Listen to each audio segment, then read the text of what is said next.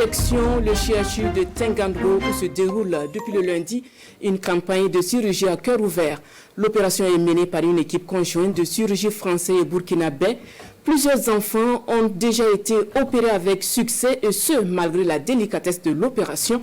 Adaman Guiti et Vincent Tchandbegon ont passé une journée entière en bloc opératoire avec les chirurgiens. Voici leur lecture, mais attention aux âmes sensibles.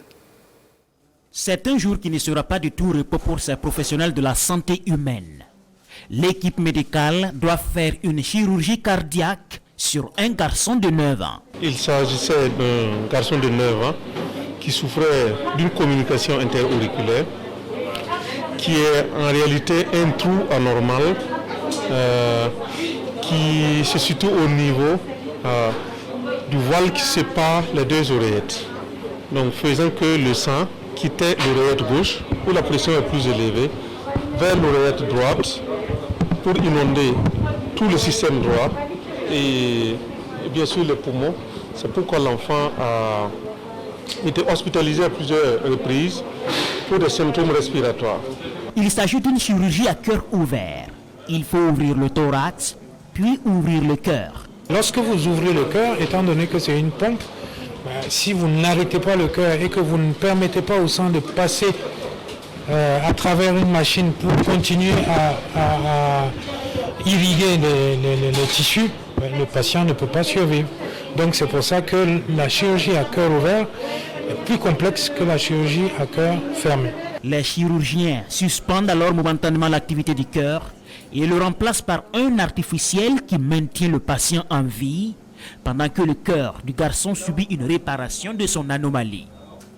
L'opération est délicate, une question de vie ou de mort. Ces opérations sont difficiles, elles sont risquées, elles sont dangereuses, mais au final elles se passent bien. Et ça demande de la précision, de la confiance et de la patience, car elle peut prendre toute une journée. Il y a des cas où on peut aller à 12 heures, voire 24 heures.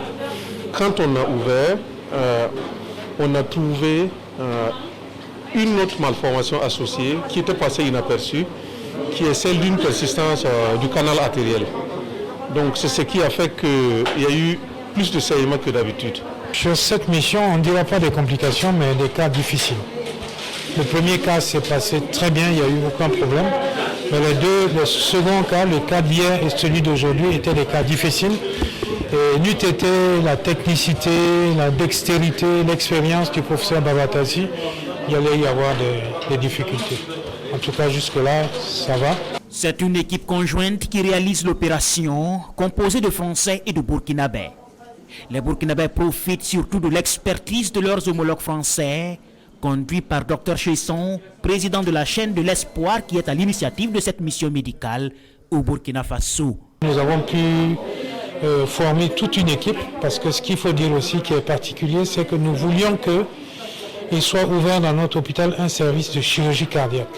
Nous ne voulions pas que ce soit seulement des missions qui se passent où des gens viennent et ils s'en vont et après il n'y a plus rien. Donc aujourd'hui c'est réalisé.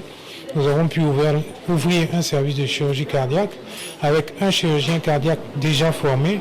L'équipe locale me paraît extrêmement compétente. Je suis très optimiste sur leur capacité à progresser et à bientôt opérer seuls. Et nous viendrons les accompagner d'abord par amitié, parce que maintenant ce sont des amis, et on viendra pour les cas les plus difficiles. Toutes les conditions sont alors presque réunies pour que le CHU de Tengango dispose prochainement d'une équipe capable de réaliser des chirurgies à cœur ouvert de façon autonome. Mais il reste encore des efforts à fournir. Bien sûr, nous